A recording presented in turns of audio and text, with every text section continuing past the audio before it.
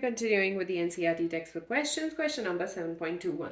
Equilibrium constant Kc for the reaction N2 plus 3H2 gives rise to 2NH3 is 0.061. At a particular time, the analysis shows that the composition of the reaction mixture is 3.0 into 10 to the power 3.0 moles per liter of nitrogen and 2.0 moles per liter of hydrogen and 0.5 moles per liter of ammonia. So we need to figure out if the reaction is in equilibrium or not. So we've been given Kc equals to 0.061. Okay, we've been given the concentration of N2 equals to 3.0 moles per liter. Concentration of H2 equals to 2.0 moles per liter, and concentration of NH3 equals to 0.5 moles per liter. We need to figure out if the reaction is in equilibrium. So we're calculating the reaction quotient Qc equals to concentration of NH3 square divided by concentration of N2 into the concentration of H2, concentration of H2 to the power 3. So the important thing is that it is not necessary for our concentrations to be at equilibrium when we calculate the value of Qc. So we are going to substitute the value of all of this. So concentration of ammonia 0.5 square divided by 3.0 into 2.0 to the power 3. So basically, we're just going to simplify. This gives us 0.25 divided by 24.0, and that is equal to 0.0104. Now, the value of Kc and Qc are not equal. So, Qc not equal to Kc. So, the reaction not in equilibrium.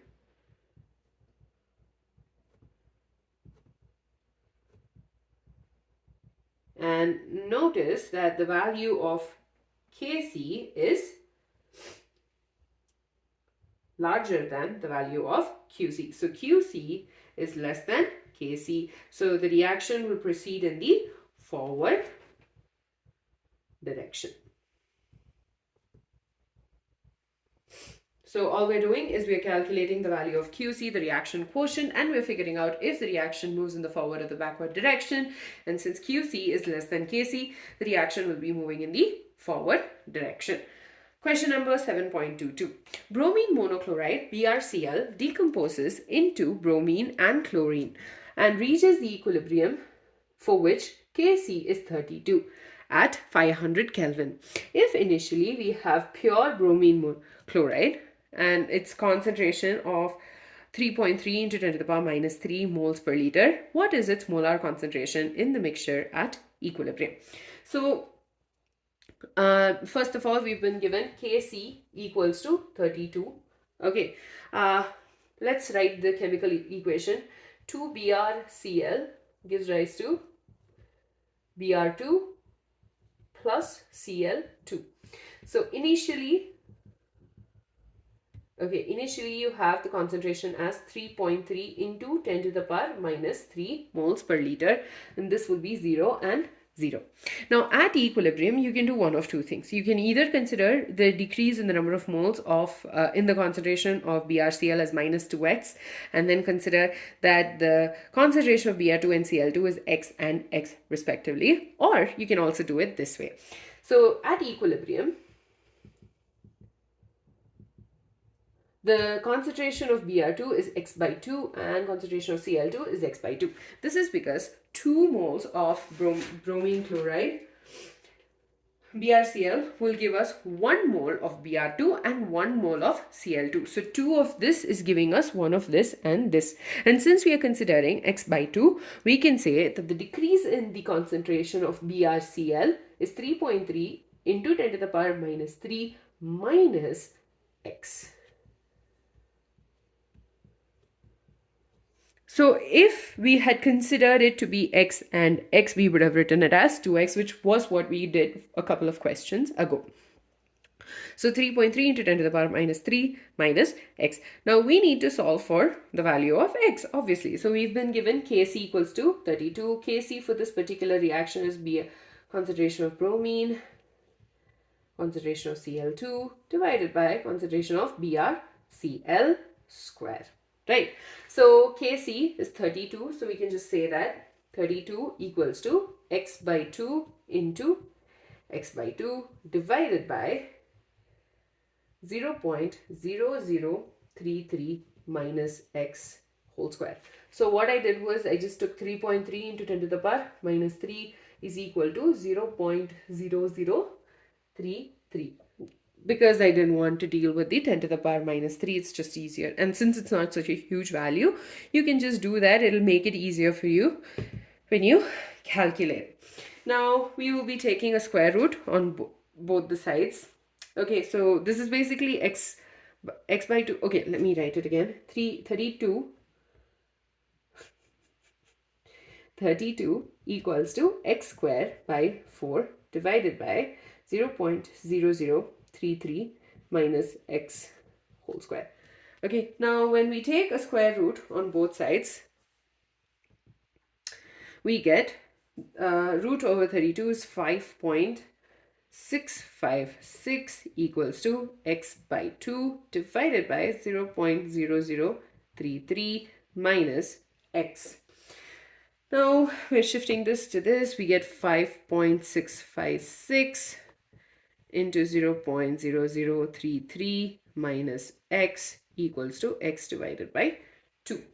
Now 0.0186 minus 5.656x equals to x by 2. And then we further simplify, take this over here, we get 0.0372 minus 11.312x equals to x.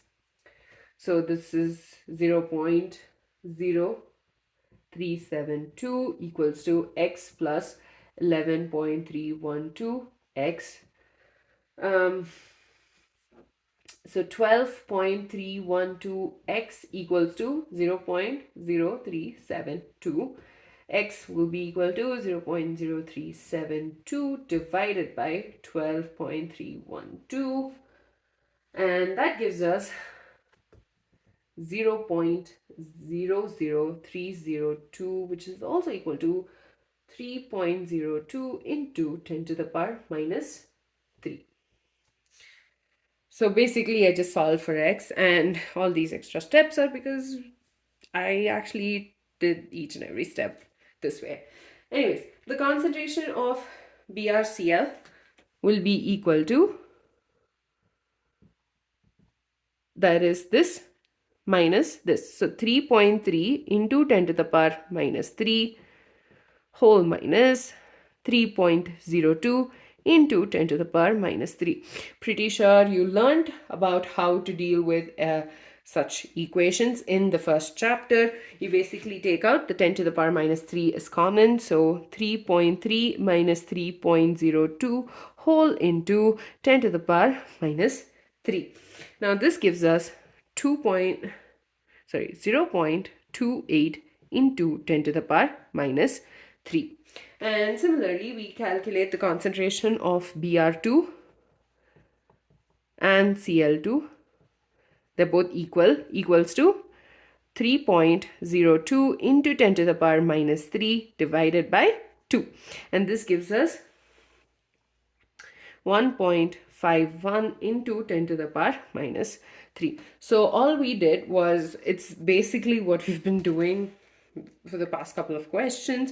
We've been given the equilibrium the initial concentration of the reactant, and then we had to assume that the concentration of the product at equilibrium was a particular value, and in this case we did x by 2.